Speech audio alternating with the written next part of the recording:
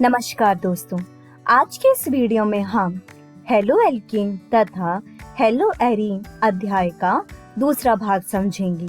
दोस्तों, आज के इस वीडियो में हम समझेंगे कि CX आबंध की प्रकृति क्या होती है, जिसके बाद हम देखेंगे कि एल्कीन हैलाइड बनाने की विधियां कौन कौन सी होती हैं। तो चलिए दोस्तों शुरू करते हैं। सबसे पहले हम देखते हैं कि CX आबंध बनाने की प्रकृति क्या क्या होती है। दोस्तों, CX आबंध में हैलोजन की विद्युत ऋणता अधिक व कार्बन की विद्युत ऋणता कम होती है, जिससे कार्बन पर आंशिक धनावेश तथा हैलोजन पर आंशिक ऋणावेश आ जाता है।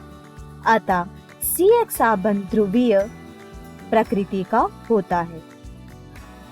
दोस्तों, हैलोजन में F मतलब फ्लोरीन का आकार सबसे छोटा तथा आयोडीन का आकार सबसे बड़ा होता है। अतः आबंध लंबाई का बढ़ता क्रम कुछ इस प्रकार से दिया जाता है।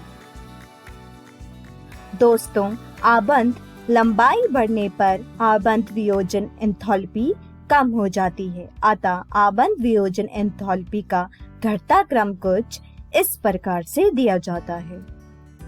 चलिए दोस्तों, अब आगे बढ़ते हैं और देखते हैं कि एल्कीन हैलाइड बनाने की विधियां किस प्रकार से होती हैं। दोस्तों, एल्कीन हैलाइड अल्कोहल से सर्वोत्तम प्रकार से बनाए जा सकते हैं, जो कि आसानी से प्राप्त किया जा सकता है। सबसे पहले हम देखते हैं कि अल्कोहल की क्रिया PCl5 से करने पर हमें क्या मिलता है। जब अल्कोहल की प्रतिक्रिया PCl5 के साथ की जाती है तो हमें मिलता है RCl जमा PuCl3 जमा HCl। अगला है जब अल्कोहल की क्रिया PCl3 से होती है तो हमें कुछ इस प्रकार का समीकरण प्राप्त होता है। तीसरा है अल्कोहल की क्रिया थायोनिल क्लोराइड से करने पर हमें क्या मिलता है। जब अल्कोहल की क्रिया थायोनिल क्लोराइड से की जाती है तो हमें मिलता है RCl जमा SO2 जमा HCl। इसमें दोनों गैसीय उत्पाद आसानी से निकल सकने वाली गैसें हैं। अतः अभिक्रिया में शुद्ध एल्कीन हैलाइड प्राप्त होता है। प्राथमिक एवं द्वितीय अल्कोहल की HCl से अभिक्रिया में ZnCl2 उत्प्रेरक की आवश्यकता होती है, जो कि कुछ इस प्रकार से दिया जाता है। HX की क्रियाशीलता का घटता क्रम कुछ इस प्रकार से होता है। आगे देखते हैं अल्कोहल की क्रिया NaBr तथा सांद्र H2SO4 के साथ करने पर हमें क्या मिलता है। अल्कोहल की क्रिया NaBr तथा H2SO4 से करने के बाद हमें कुछ इस प्रकार से प्राप्त होता है। दूसरा है हाइड्रोकार्बनों से। एल्कीन हैलाइड हाइड्रोकार्बन से सर्वोत्तम प्रकार से भी बनाए जा सकते हैं, जिसमें सबसे पहला है एल्केनो से। एल्केनो से मुक्त मूलक क्लोरीन का अथवा ब्रोमीन से समयावधि मोनो तथा पॉलीहेलोएल्केनो का जटिल मिश्रण प्राप्त होता है, जिसे शुद्ध यौगिकों में पृथक करना कठिन होता है। ये कुछ इस प्रकार से अभिक्रिया दी जाती है, जिसमें दूसरा है एल्कीनो से। एल्कीनो से दो प्रकार के संयोजक प्राप्त होते हैं, जिसमें पहला है हाइड्रोजन हैलाइड के संयोजन या यौगज द्वारा।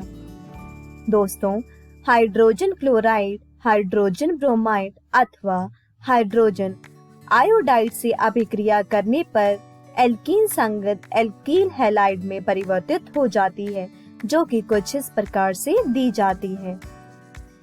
दूसरा है हैलोजन के संयोजक द्वारा। दोस्तों, CCl में घुली ब्रोमीन को एल्कीन में डालने से ब्रोमीन का लाल रंग युक्त हो जाता है। यह किसी अणु में द्विआबंध की पहचान करने के लिए एक महत्वपूर्ण प्रयोगशाला विधि है। इस संयोजन के परिणाम स्वरूप सनिंधी डाइब्रोमाइड का संश्लेषण होता है जो कि रंगहीन होता है, जो कि कुछ इस प्रकार से दिया जाता है। तीसरा है हैलोजन विनिमय द्वारा। दोस्तों, एल्कीन आयोडाइड का विचरण प्राय एल्कीन क्लोराइड ब्रोमाइड की शुष्क एसीटोन में NaI के साथ अभिक्रिया से होता है। इस अभिक्रिया को फिंकलस्टीन अभिक्रिया कहा जाता है। मतलब जब एल्कीन क्लोराइड या ब्रोमाइड की क्रिया NaI से की जाती है तो इसे एल्कलीन आयोडाइड बनता है, जिसे हम फिंकलस्टीन अभिक्रिया कहते हैं। इस अभिक्रिया को कुछ इस प्रकार से दर्शाया जाता है। मतलब Rx जमा NaI से हमें मिलेगा Ri जमा NaX। इस प्रकार प्राप्त NaCl तथा NaBr शुष्क एसीटोन में अपक्षपित हो जाते हैं। दोस्तों, जब RCl अथवा RBr की क्रिया AgF से की जाती है तो एल्कीन क्लोराइड बनते हैं, जिसे हम स्क्वाट्स अभिक्रिया कहते हैं, जो कि कुछ इस प्रकार से दर्शाई जाती है। मतलब Rx जमा AgF से हमें मिलता है Rf जमा AgX। एल्कीन पर HX की क्रिया से एल्कलीन हैलाइड बनते हैं। चलिए दोस्तों, अब आगे बढ़ते हैं और देखते हैं कि हेलोएरिनो का विचरण किस प्रकार से होता है। दोस्तों, हेलोएरिनो का विचरण हाइड्रोकार्बनों से अथवा एमिनो से किया जा सकता है। चलिए सबसे पहले हम देखते हैं कि हाइड्रोकार्बनों से इलेक्ट्रॉन रागी प्रतिस्थापन द्वारा हेलोएरिनो का विचरण किस प्रकार से होता है। दोस्तों, एराइल क्लोराइडो तथा ब्रोमाइडो का विचरण आयरन 3 क्लोराइड अथवा किसी अन्य लुईस अम्ल उत्प्रेरक की उपस्थिति में एरिनो के क्लोरीन अथवा ब्रोमीन द्वारा इलेक्ट्रॉन रागी प्रतिस्थापन द्वारा आसानी से किया जा सकता है, जैसा कि आप इस अभिक्रिया में देख सकते हैं। दूसरा है एमिनो सी सेन-मायर अभिक्रिया द्वारा हेलोएरिन का विचरण किस प्रकार से होता है।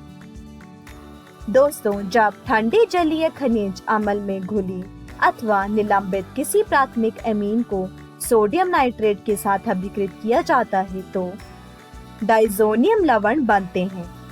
ताजा बने डाइजोनियम लवण तथा क्यूपर्स क्लोराइड अथवा क्यूपर्स ब्रोमाइड के विलयन को मिलाने पर डाइजोनियम समूह क्लोरीन अथवा ब्रोमीन के द्वारा प्रतिस्थापित हो जाते हैं, जैसा कि आप इस अभिक्रिया में देख सकते हैं।